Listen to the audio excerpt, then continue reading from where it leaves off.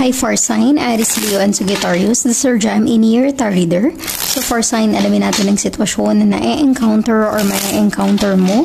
Just a reminder, this is a general reading. So this may or may not resonate with you, so don't take it personally. This is just a guide. This is also a timeless reading. So kung mapanood mo ito sa ibang panahon at ibang pagkakataon, possible na nakatadhanang mapanood mo ang reading na ito. Maaaring yung mga advice and messages na mapupull out natin ay makatulong sa iyong sitwasyon. Also, please like, share, comment, and subscribe for more videos. For sign, Aries, Leo, and Sagittarius, salamat sa pagsuporta at pagsubaybay sa ating channel. Na-appreciate ko lahat ng comments and messages nyo sa ating videos. For sign, Aries, Leo, and Sagittarius, give me your energy. For sign, you have Two of Pentacles, an Earth sign.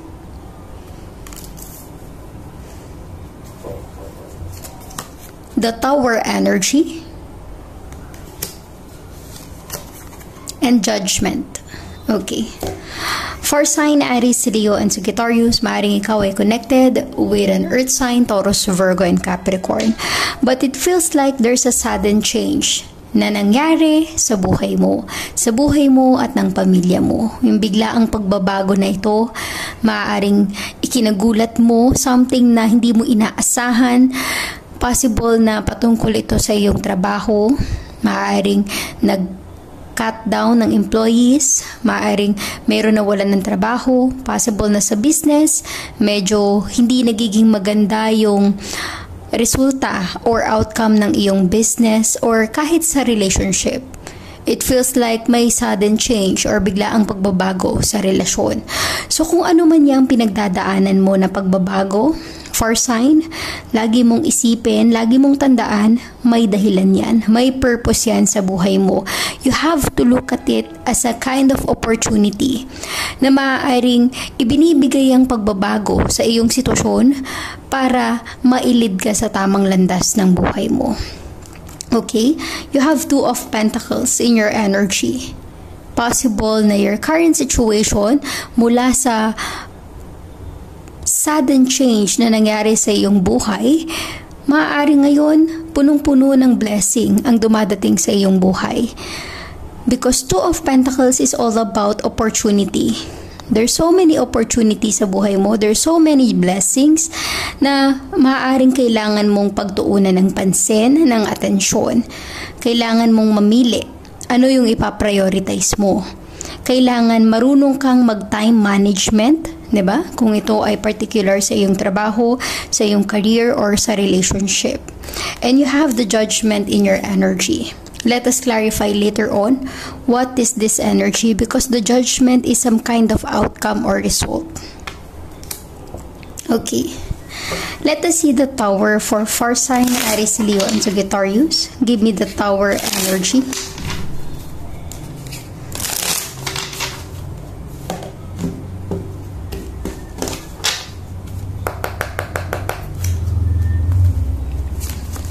The Empress. The Tower energy and the Empress. For sign, I'm really getting here na hindi ka nagpadala or nagpa-apekto sa biglaang pagbabago sa buhay mo. As you can see, the Empress energy, you are very composed, di ba? Maaaring ikaw ay single parent or solo parent, ikaw na lang yung tumataguyod sa pamilya mo, sa anak mo. Ikaw ang breadwinner, ikaw ang maako ng responsibility. Kaya siguro itong sudden change na ito, nahirapan ka kasi wala kang katuwang, wala kang katulong, wala kang kasama, walang sumusuporta sa inyo. Pero despite the fact na mag-isa ka na lang at ikaw ang tumataguyod sa pamilya mo, kinakaya mo. The Empress energy is a very strong and confident. And it really feels that is your energy for sign. Nafe-feel ko na you have this confidence sa sarili na kahit na may mga problema ka sa buhay, kinakaya mong ma-overcome or malagpasan yung mga challenges na yun. That's why, mula sa pagkakadapa mo sa mga problemang pinagdadaanan mo, kinakaya mong makabangon muli. Diba? Hindi ka nagpapakalugmok. Ibig sabihin nun, hindi mo pinapabayaan yung sarili mo, yung pamilya mo, yung responsibility mo. Kahit na may mga pagbabagong nangyayari sa buhay mo, kahit na may mga bagay pa na humahadlang para maging maganda yung buhay mo, hindi mo hinahayaan na pigilan ka noon. With the Empress energy, someday you will receive what you deserve. Huwag kang mawalan ng pag-asa. Give me the Two of Pentacles for fire sign Aries, Leo, and Sagittarius. Give me the Two of Pentacles for fire sign Aries, Leo, and Sagittarius.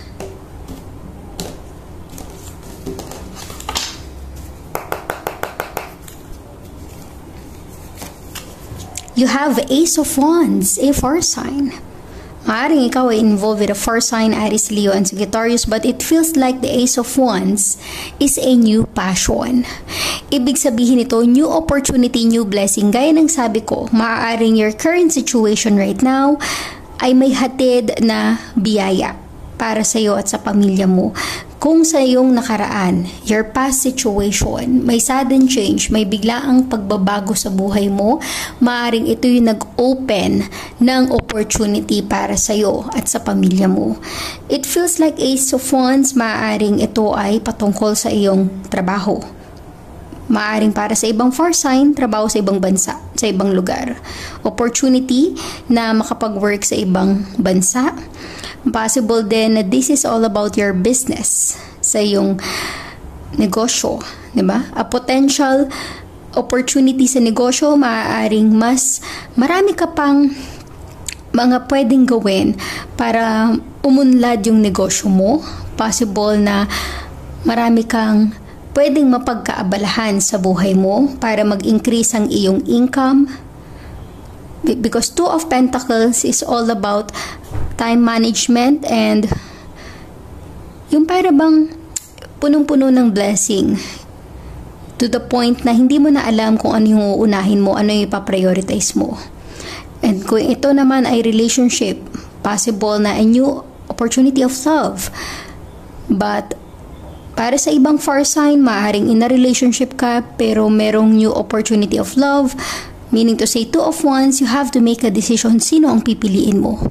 Lagi mong tandaan with the Two of Wands, you have two opportunities, two blessing. Sino ang ipaprioritize mo, hindi mo pwedeng pagsabayin dahil merong mako-compromise, kaya you have to make the right decision. With this energy, you have to pursue your passion. Ano ba talaga yung nais mo sa buhay? Time management is your goal. Let us see the judgment.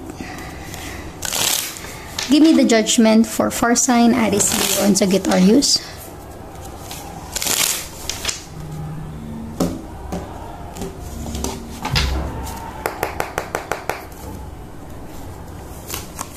You have Eight of Swords, an air sign.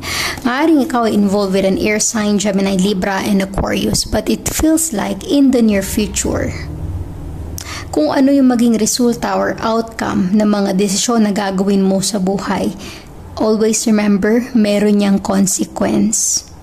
Eight of Swords is some kind of energy na hindi mo alam kung ano yung patutunguhan mo, hindi ka sigurado kung ano yung nag-aantay para sa'yo. Kaya sa ngayon pa lang, kailangan gawin mo kung ano yung tama. Okay? There's a judgment at the end of the tunnel. So meaning to say, if you have so many opportunities in your life, you have to make a wise decision para wala kang pagsisihan sa bandang huli. Let us get more energies for fire sign Aries, Leo, and Sagittarius.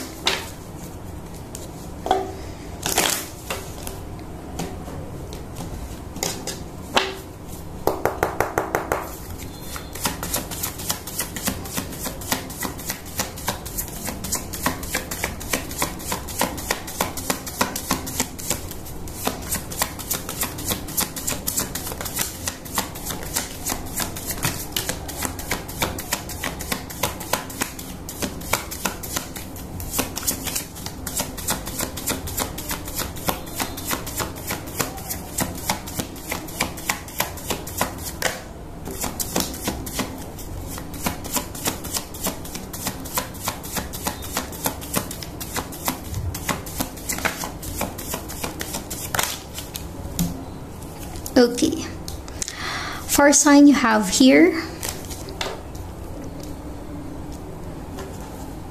false person, diba? Maaring isa sa mga sudden change na nangyari sa buhay mo is nakilala mo yung mga taong totoo at hindi totoo sa'yo. Yung mga taong nandyan lang pag meron silang makukuha sa'yo. Kumbaga, maganda pa yung buhay mo, pero pag nagbago yung buhay mo, unti-unti silang nawawala sa'yo. Ibig sabihin nun, hindi sila totoo. Maaaring isa sila sa false person na nag-stay sa buhay mo. At least, sa sudden change, sa biglaang pagbabago, gaya ng sabi ko, may purpose yan, may dahilan. Nakilala mo yung mga taong totoo sa'yo. You have imprisonment, nakakulong, hirap na hirap sa buhay, ang daming problema, hindi mo magawa yung mga nais mong gawin kasi may mga limitation sa buhay mo. Possible na iba-iba yung factors na naglilimita sa'yo na gawin mo yung nais mo. Regarding sa budget, 'di ba? Regarding sa time, yung sarili mong oras or panahon, 'di ba? Ang daming mga kailangang i-consider. You have expectation, pati yung opinion ng ibang tao. Always remember, expectation will lead to disappointment. Kaya hayaan mo yung sasabihin ng ibang tao. Hindi naman sila makakatulong sa iyo to improve your life. Mag-focus ka sa kung ano yung importante sa iyo. Distant horizon. Maaaring ang iba sa inyo is willing to work abroad, makapagtrabaho sa ibang bansa para lang maitaguyod ang pamilya. Nafe-feel ko with the distant horizon, it feels like there's an opportunity for you to pursue your dreams, to pursue your goal. And you have main male. Possible then far sign na you are connected with someone na maaaring kayo ay long distance. Maaaring siya ay nasa ibang bansa, na kayo ay magkakaroon ng pagkakataon to meet or to connect. Let us see. Let us get more clarification for you. For sign Aries, Leo, and Sagittarius.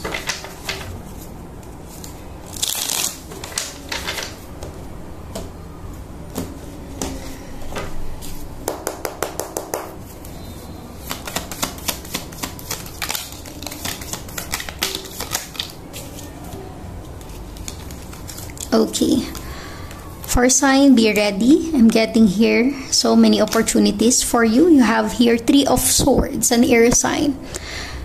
There's pain, there's sadness, broken heart, diba? Maaaring ikaw ay broken hearted because of the sudden change. Yung mga taong akala mo totoo sa'yo, pag nakaharap ka, pag nakatalikod pala ikaw ay they are stabbing you at the back. Meron palang hindi totoo sa'yo. Meron palang nagsisinungaling sa'yo. Diba? Nakaka-disappoint pag malaman mo na yung after lang ng ibang tao is kayamanan mo or pera mo. Hindi pala sila sincere sa'yo. You have the Hermit energy, a strong Virgo. Maaaring ikaw ay involved with a Virgo energy, but it feels like the Hermit is you are taking time to contemplate, diba? Dahil sa biglaang pagbabago sa iyong buhay, sa iyong sitwasyon, nagkaroon ka ng moment to think about your life choices, your situation. Mas nakita mo yung bigger picture of your situation. Mas marami kang na-realize. You have 4 of Pentacles, an earth sign. Maaaring ang iba sa inyo, ang priority is to save. To save money for your family. To invest para sa kanilang security and stability. Yung priority mo ngayon ay ang pamilya mo na mabigyan sila ng magandang buhay. You have the Knight of Cups, a water sign. There's an offer na paparating sa buhay mo. And Ace of Cups, an offer of love. Possible na this is a romantic connection. Maaari ring an offer of a kind of blessing na kung saan this will make you happy. Kasi ito yung matagal mo nang ninanais. Maaaring matagal mo na itong inaantay, but with the Knight of Cups, very slow up movement. Ibig sabihin yan, darating yan when the right time comes. Sa tamang panahon, sa tamang pagkakataon. Let us get more message for you. For sign Aries, Leo, and Sagittarius.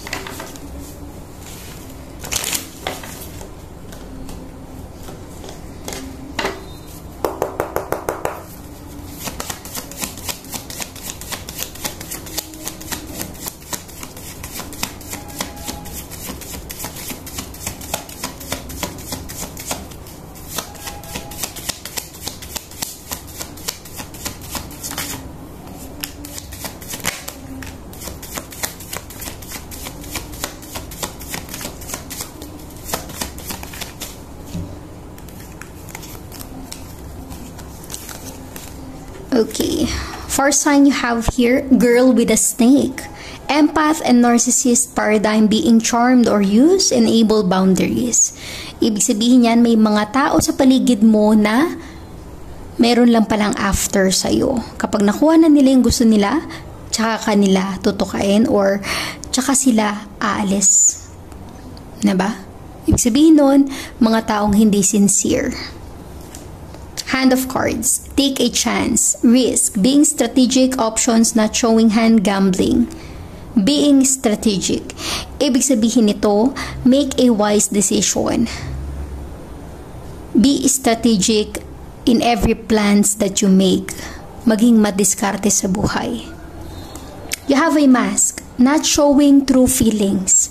Hide, personify, pretend, delude, gaslighting. It really feels like may mga tao sa paligid mo na nagpipretend lang. Nagpipretend na kaibigan mo sila. Na okay kayo. Pero hindi pala pag nakatalikod ka. You have camera.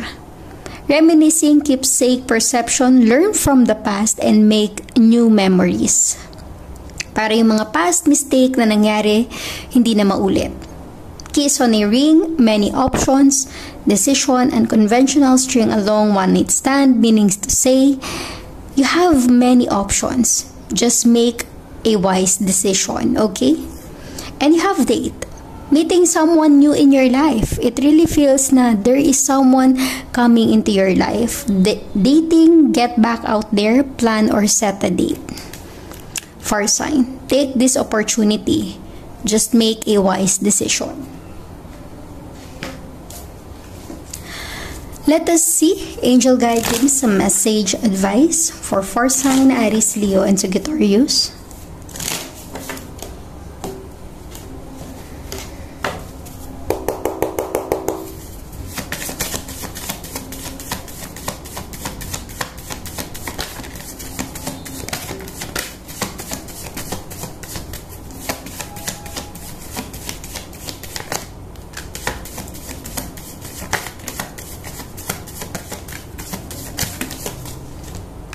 Okay, for sign you have here, you are ready. You are ready to receive this blessing and opportunity. Get more information kung sakali man na there's a new opportunity in your life. Get more information about it.